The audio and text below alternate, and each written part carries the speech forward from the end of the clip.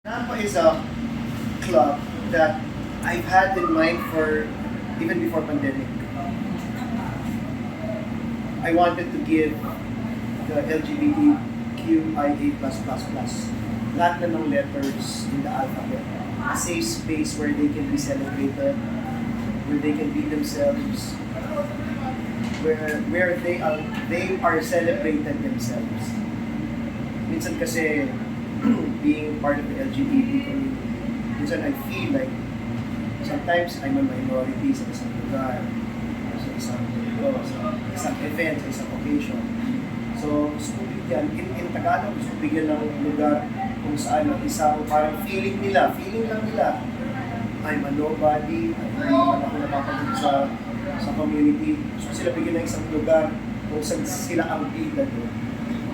Kaya ako kinoin ang word na rampa kasi it's like slaying, it's like slaying, working it.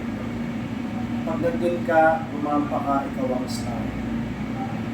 2019, 2020, nasa punta ko na yan, gusto ko magkaroon ng kung saan ko, pati yung mga drag performers, mabibigyan ng lugar kung saan masu-showcase yung galing nila. We have sa malayong lugar pero sa Quezon City wala pa. So noong 2021, along with my partner sa G-Side, we've been coming up with ideas na hanggang 2022, pinipilit ko talaga na magkaroon ng safe space dito. Initially, medyo nahirapan ako i-propose sa mga partners yung concept. But I had to lobby.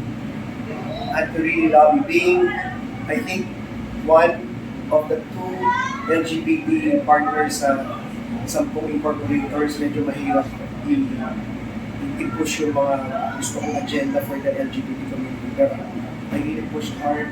And in 2023, I told myself, hindi ko na titigilan to. Kailangan by end of 2023 or early 2024, which early 2024 talaga nangyari, magagawa ko na yung safe space ko for the LGBT. So noong January 17, 2024, na-launch na yung rampa. And ayun, as you've been there, you've seen how safe you feel and how welcome you feel pag nandun ka. Wala kami pakialam kung ganito ka, kung ganyan ka, or ayoko magsabi ng terms kasi malalim ma-offend. Pero whatever it is that you perceive to be, sa rampa, wala yun. Lahat tayo star-jet, lahat tayo pwede magpabida, lahat tayo pwede mag-sachet, lahat tayo pwede mag-rampa. And lahat tayo celebrated. Ang main objective ko for rampa is paglabas ng tao, ang sabihin ng tao, kahit sino ka man, whether straight, LGBT, ally, or whatever. Ang saya naman sa rampa, parang family reunion na nakilala lahat, walang nagpapataasan ng tingin, walang nagpapapatsulahan, walang nagtatarayan. Lahat welcome, lahat inviting, lahat in-embrace ako. And right now, kasi parang talagang pinag-uusapan nila, parang everybody gusto pumunta sa rampa. Bakit sa tingin nyo, in a short period of time, nag-click ka agad yung rampa? Well, I think with the right minds, with the Divine Divas, with the genius of the Divine Divas, and of course, si Ice, because we had to cover the LGBTQIA, so may mga partners tayo like si Vito Boy, Buddha, sila Cecil Bravo, sila Lily Sheen, and my straight partners in G-Side and in Karma Crew. Lahat yan, meron kaming mga perspectives na pagka kinuha mo in a melting pot lahat yan, doon nagiging like yung Beanie, nag-perform yung Beanie. Sino mag-expect na the hottest P-pop girl group na tipo magka-launch ng ticket nila sa in 2 hours pa or wala pa? 3 hours, 2 hours, sold out na, hindi ka wala kang access to Beanie, pero pag pupunta ang rampa, andyan na kumakanta, nakikipag-high five pa sa mga tao. So, we make sure na we do the unconventional, we go against the grain. Just like what I do in front row, in-apply ko rin sa rampa. na ayoko mag generic. Pag sinasabihan ako na RS, yan kasi ang pulso, ganito, doon ako, oh, yan ang wag natin gawin. Yan ang wag natin gawin. Gawa tayo ng ibang ikababaliw ng tao. So, imagine, unexpected, nagpunta lang sila doon to party, bigyan mo ng konti, habang kumakanta ng salamin-salamin yung mga drag queens namin, drag performers, naglabasan ng TV. So, hindi na-expect na tao. Imagine yung kilabot ng mga fans naman doon. At kung marinig niyo yun, talagang yung crowd, talaga, even ako, ang marinig mo yung yanig talaga yung sigawan. So aside from Bini, sino pa po yung mga parang gusto ninyong ayain sa rampa ng mga celebrity? Marami pa. Marami pa tayo mga performers na gusto nita. Pero yun, surprise lahat. Kasi ayoko mag-promise na ito, tapos aabang yung tao, kasi ibang araw nagpunta ito. Pero marami yan. You know, it can go as far as 80s star, to as far as 90s sexy star, to the latest P-pop, the hottest, the hot, ganito. Basta will surprise all the rampa goers. Lahat ng mga rampadora are in for a surprise. Magkakaroon ba ng chance na makita namin si BG Vice ganda sa rampa? Well, actually, si Meme Vice has been there twice already. Siya nag-cut ng ribbon ng rampa along with Mayor Joy Del Monte. At bumalik pa siya to watch. I think 3 times na siya nakapunta. 3 times na siya. Magpe-perform din po siya in the future. I'd love to. I don't know yet, but I'd love to. I'd love to hear her sing live rampa. Kasi, you know, inspired by yung kanta niya. So, I'd love to. Kung sabihin sa akin ni Memo one of these days, kanta ko dyan ha. Gusto ko, by all means, magkagara pa kami lahat ng after mo. So, you mentioned kanina na you're creating a safe space. Ano yung measures na planning yung What do you need to make that safe space? With the help of the genius of Paulo Castro and si Daryl, who are experts talaga in LGBT, SOGI and all that. Kasi I'll be honest with you, even me as an LGBT part of the community, member of the community, medyo nalilito pa rin ako minsan. And ayoko magmarunong na alam ko na lahat yan. Dahil LGBT ako, alam ko na lahat na. Minsan, pati ako, ano ba yung gender expression? Ano ba yung gender identity? Minsan nalilito pa rin ako. Ayoko pong magmarunong, ayoko magsabi ko yung authority, ako, hindi po. So, kinuha namin si Paulo Castro at si Daryl Resina. The two experts sa mga ganyan para magbigay. We made sure our bartenders, our waiters, our staff, our bouncers, alam kung paano makitungo, paano tratuhin, paano i-address ang sitwasyon pag gano'n. Even our drag performers, ayoko naman sila tawagin drag queens kasi meron din kami mga straight na mga drag performers. May straight na babae, may straight din na lalaki. So, para walang away, drag performers, drag artists. Yun ang tawag natin sa kanila. So we made sure na, even ako, we are all properly oriented. The SOGI sa mga ganyan.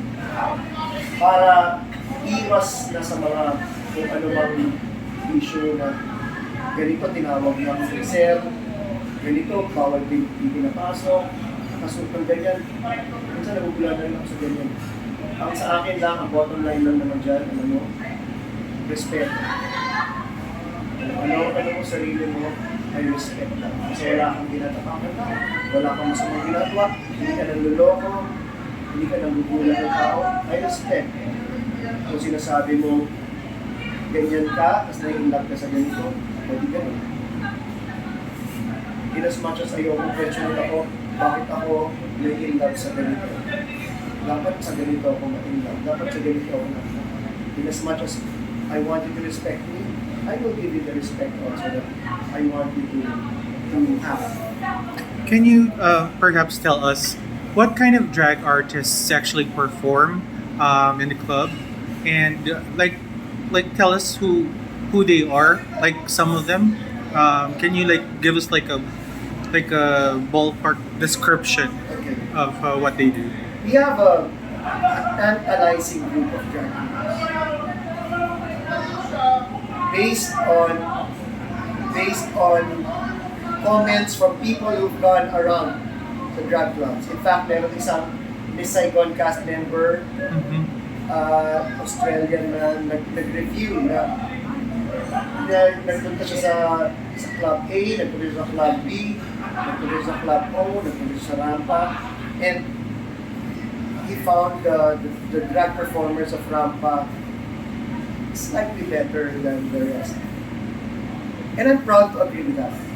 We have a tantalizing group. First, we have Bombading. Mhm. Bombading is from the house of Ting. Para siyang granddaughter ni Brigadier. He's from UP. He's physically fit. He's handsome. He dances so well. He lip syncs so beautifully. Gay guys, straight women get amused and fall in love with him or her. Kasi I don't think he identifies as a woman. Kasi he comes out topless and all. That's Bombadil. You should see him, her, whatever it is na gusto niya. You should see him perform. We have another one, si Oka. Oka is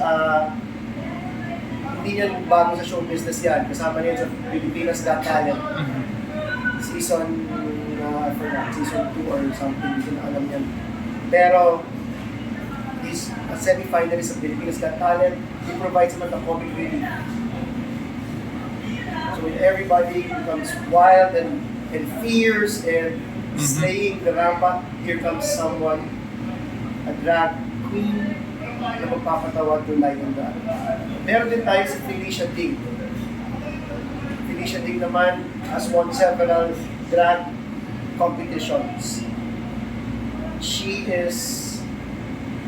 She's called the lip sync assassin. Sobrang galing niya mag-mouth ng lyrics. Even ako, na kaya ko na mag-lip sync, pero kung pinapanood ko siya, parang ikaw yung ikaw. Which prompted me to ask her before, during our downtime, ilang days mo yung naaral ng isang song? Kasi ako, kaya kong, let's say, kaya kong mag-mouth to Gloria Gaynor or Diana Ross. Pero ilang dekada ko na yung kinakanta. Mhm. Kaya ko. Pero ikaw, bagong rinig mo lang sa bagong kanta, let's say, ni Beyonce, tapos alam mo na, Sir RS, mga 2 days. 2 days and you have all the nuances down pat. That's why she's called the lip sync assassin. We have another one, si Katana. She's from, I think, Isabela. Yes, Queens of the North. Queens of the North. Yari and Katana. Kiari and Katana, you should watch out for them. First nila dito sa Rampa, homegrown, pero you should see them slay and work it.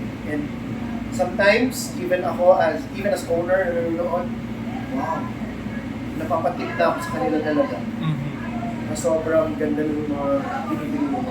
What am I saying? I'm saying, ang queens natin sa Rampa are really worth watching. Are really worth given the space.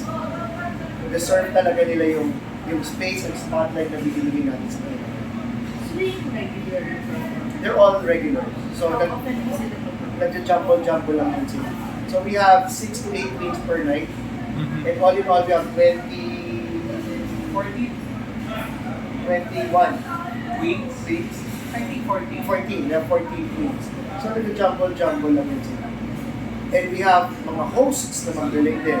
Salmonella, kung napanood nyo sa Showtime, nag-open. Wow, parang season host. Walang hiya. Walang hiya in a positive sense. Walang bakil, walang inhibition, walang kaba, walang lahat. She really amazed the crowd. She was oozing with charisma. Marami pang queens. I mean, actually, ibang hindi ko na medyo makatampo na yun. Pero ang dami pa talaga. That's why I'm inviting all of you. Mamaya, after nito, punta tayo mga 11:30. We'll have a round of drinks. Panoodin natin yung mga queens. I don't know who's performing tonight though, pero Mhm. ako promise whoever it is naman, promise ako sabi sa inyo.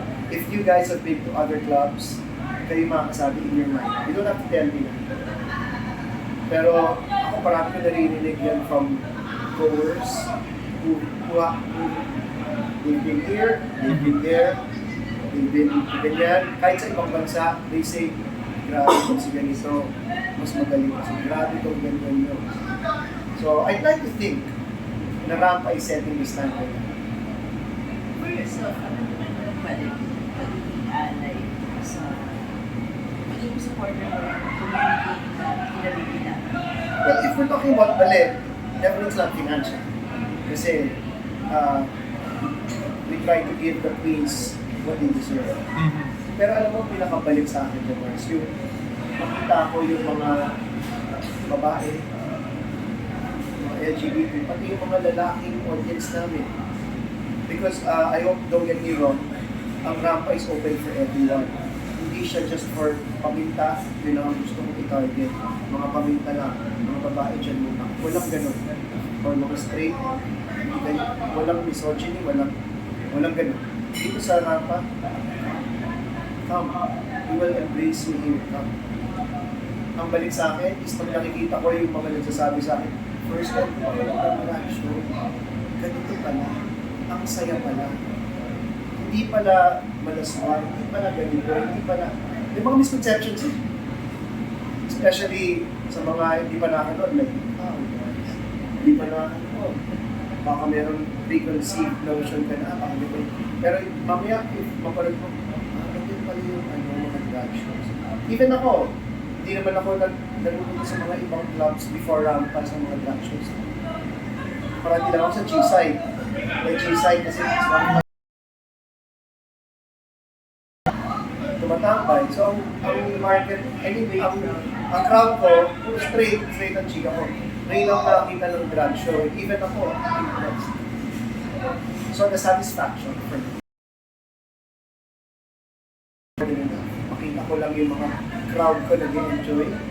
Yung crowd ko at home, yung crowd ko bumabalik. Happy na.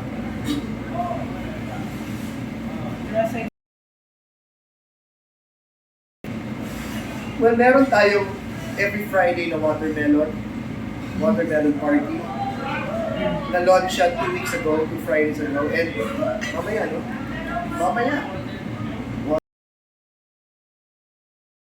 Food is good, super sarap ng sizzling tofu, the pizza is good, the siomai platter is good.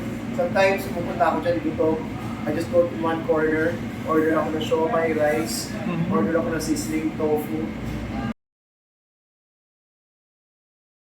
The drinks are good.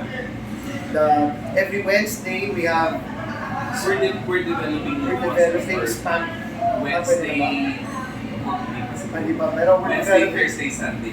we're developing new concepts. Since bago pa lang we're developing new concepts for Wednesday, Thursday, and Sunday. So maraming parties na parating. In fact, nagugulat ako kasi ang dami nang nag-shoot. Ang dami nag-shoot sa Rampa ng mga K-pop group. Their dance video, music videos, or dance covers, or whatever it is. So, yun. For those na interested po na mag-visit sa Rampa, do they need na mag-guest list or pwede silang walk-in? As of now, free of charge. So, pwede walk-in. We are still free of charge now. Meron lang table reservations, especially on a Friday, Saturday. Kasi minsan, pag puno, baka pagdating doon, walang table na. So, para sure lang, they go to Instagram sa Rampa Drag Club. Message lang doon yung admin, pa-reserve ng table for a certain day. Wala nang door charge yun as of now. Tapos they can enjoy the whole show. Parang lang yung bottle requirement, 1 bottle lang. That's it. That's for good for everyone. Pero pwede din tsambahan. Ako, nakalimutan ko magpa-reserve. Pwede. Try my luck. Pwede naman. Ang sinasabi ko lang, sa cocktail tables, or sa bar, or just walking around saying hi to friends. Pwede. Alam mo, yun nga, ang dami nga namin walk-ins. Like mamaya, Friday, puno na yung reservation, yung mga tables. Pero, kita niyo mamaya, I'll ask. Lastly kasi, parang sa 30% walk-in. So, meron pa rin tayong walk-in sa harap. So, hindi pa siya ganun ka, hindi pa kami nag-turn away ng tao. Sa dami ng businesses mo as an entrepreneur, ano yung parang guiding principle or mantra yun? Always ko sinasabi yan with my business, let's say sa business, sa local level, or dun sa mining, sa automotive, it's always do it with your own heart. Do it with so much passion na kahit hindi mo inisip yung kita, hindi mo inisip yung sweldo, hindi mo inisip lahat, gagawin mo. When I was active in acting, I wasn't doing it for the talent fee. In fact, there and shootings I've done na up to now, hindi pa na ako yung talent fee. Kasi parang hindi ko naman, wala naman sa utak ko yun. Ang utak ko, shit, maka-excel ako si Gretchen. Hindi lahat ng tao maka-excel si Gretchen. Ibang tao ka, mag-high lang si Gretchen kasi na. Ito ka-excel ako pa. Ito maka-excel ako si Catherine. Ibang tao nga, makamayan lang ni Catherine. Maganda, ito ka-excel ako, parang sa bulutang pa siya sa isang excel. Magaganda ko pa. So, yun ang, for me, yun yung motivation ko eh. Maka-excel ako si BPD. Maka-excel ako si Yodo, si Benito. So, that in itself, I was doing it dahil gusto ng hard work. Hindi ko iniisip yung X amount of money. Meron akong 40K, meron akong 50K, meron akong 10K. Hindi na. Pagka secondary na lang yun, or third or fourth. At dahil gusto lang talaga ng puso.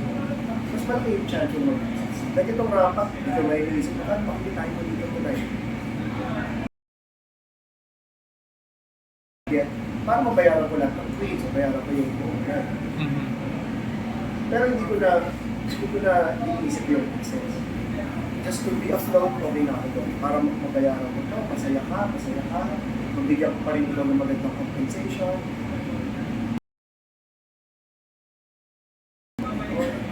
Yun yung sa akin. So if you do things with your heart and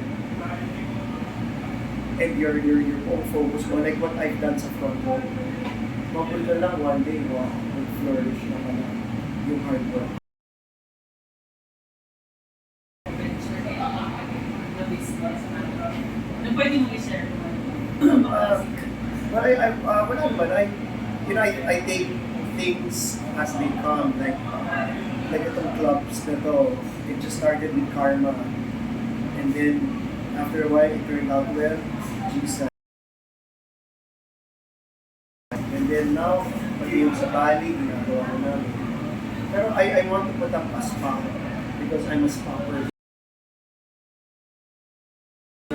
I want to put up a spa sa kanyang lugar and all na I don't know how. I don't know if it's gonna be like this, like that spa and all that. Pero I want to put up a spa. Kahit 5 hours ako magpamasahe. Okay, I'm sure maraming mga spa goers. Before, when I was busy in advertising, I couldn't find time for myself much. So sa mga small break times ko, between shooting,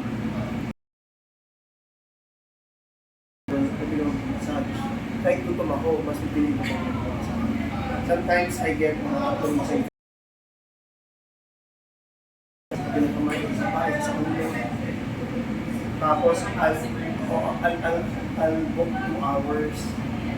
Tapos, every time na ako na weekday, siguro, if there's anything that's going to develop, baka the thought of that happiness. Parang, mag-social. When is the right time to go to Rampa? Every day except Monday, Tuesday. Mm-hmm. And I noticed people coming in by 11. Initially, guys, off the record ko, gusto ko 8 o'clock. Mm-hmm. Nung January, nag-open kami ng tape. Ang mindset ko kasi was, tagaan natin para yung mga tao, tuloy-tuloy na sila mag-party, hanggang gabi, kuha na natin lahat ng market. Mhm. Pero alam mo, i-notice guys, ito na pupunta talaga. Tamad yata sila. In fact, sinabi ko pa sa team ko, hindi, sasanayin natin yan. Sasanayin natin yan. Feeling lang nila kasi ngayon, wala.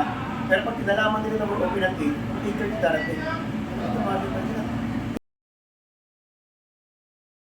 Sabi ko sa team, sige, I concede na.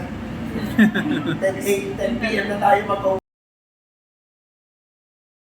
Of course, hindi ko kasi alam kasi ako sa G-side lang ako. G-side kasi nabubuhay naman din 1 a.m. to 2 a.m. Hindi ko alam na gano'n din pala sa ano. So, the best time to be in Rampa, the drinks, we have the watermelon drink na masarap. Mm. Tapos, the seasoning tofu, favorite namin yun yung Mama Jo. Yun ang paborito. Para 11:30, DJ set, drag show, tuloy-tuloy party niya hanggang 4, 5 a.m. At saka staying up late is for the young. That's part of their, di ba? Yan eh. Alam mo, parang kasi kumain dyan. Oo, totoo. Pero ako kasi, I just tried. Pero at least, you know, I realized, hindi pala. Pero at least masasabi ko, I tried. Kasi, on the get-go, gusto naman partners ko, 10 p.m. talaga. Pinush ko lang talaga yung minded. Kung hindi naman mag-work yan in 2 months, pwede naman at least na-try. Fail na. So, okay, 10 p.m. Pero even then, 10 p.m.